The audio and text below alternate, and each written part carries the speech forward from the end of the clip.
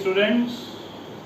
Today we are going to discuss the topic distinction between capitalist economy, socialist economy and mixed economy.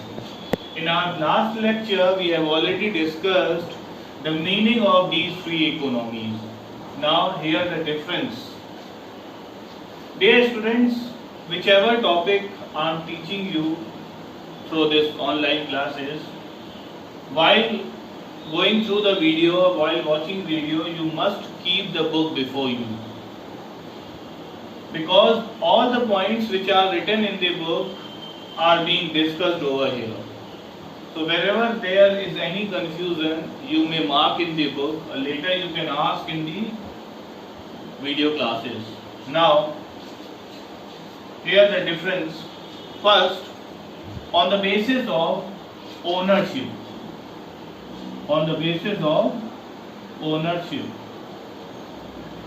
As we have discussed that in market economy, all the things, land, capital, means of production are owned and managed by private people.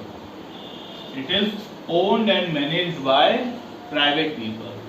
But in socialist economy or social economy, all the things are managed by the government. Means of production, land, capital, everything is owned, managed, controlled by government in socialist economy. And in mixed economy, there is a mixture of both. Few things are in the hands of state or the government, or whether either central or state, and few things are in the hands of private people. Now next is on the basis of motive.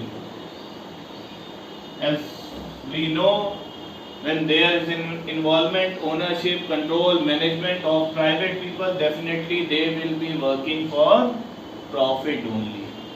Their mere motive or mere objective is to earn profit. But here, because it is clear by name, it is social economy or socialist economy. So here the motive is to provide the services to the society. Means social welfare is the main motive of socialist economy. And in mixed economy, again the mixture of both, even the welfare of the society and profit, both the things are kept as an objective of any company. So here motive is profit earning, here motive is social welfare, and here motive is social welfare, society welfare, as well as earning of profit. Now next, instrument. Instrument means what are the things to manage the business. So every economic problem is managed with the help of price mechanism. Price mechanism means what?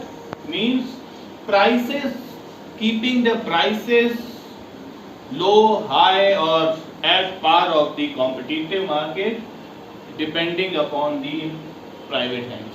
It is only in the hands of owners. So price mechanism is the main instrument to cope up with the economic problems. Here all decisions are taken by the economic planning. Economic planning is done, and through this economic planning only all the decisions are taken. And here again both work at simultaneously. Both work at simultaneously means price mechanism as well as economic planning. Now nature of occupation. Nature of occupation, all the points are given in your book. So if you keep the book before you, then you will better understand. While watching the videos, must keep the book before you. Now nature of occupation. There is complete economic freedom. Means the people, those who are running the business, are free to start any type of business. They can start any type of business, they can do any type of business in which they think of getting more profit, they can go for that business. So they have complete freedom. But here in socialist economy, people cannot do the business of their own choice. They cannot start any type of business. All the decisions are taken by the government only, because here government is the only producer, and here limited sovereignty means few things only are decided by the government and remaining are in the hands of private people. Now 4 points. Now next point is competition. Competition again in market economy, there is wide competition, because price, keeping the price, take decisions, economic decisions and other decisions of choice of business are taken by private people. So there is always a tough competition and wide competition, widely available competition is always widely available, and free competition among the buyers and sellers. And here, because since only government is the producer, so no competition is seen. Here limited competition is found in mixed economy.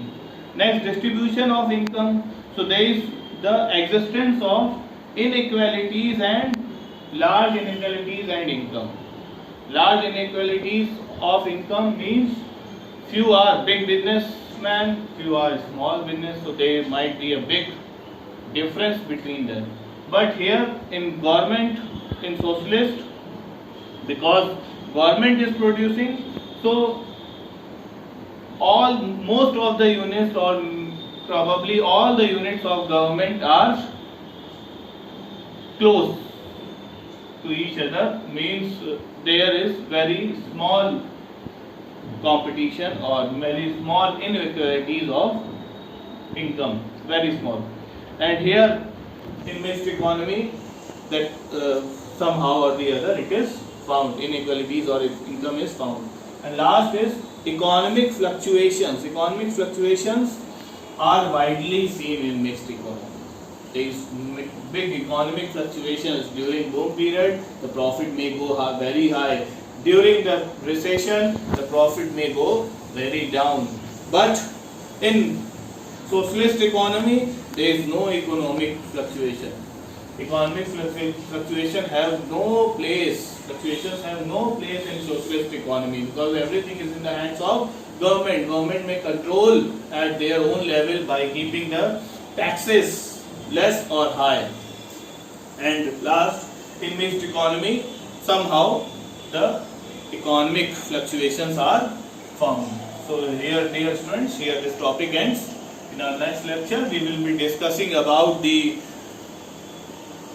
distribution of economies or division of economies on the basis of economic development. That is called developed economy, underdeveloped economy and developing economy. So till then, thank you, goodbye.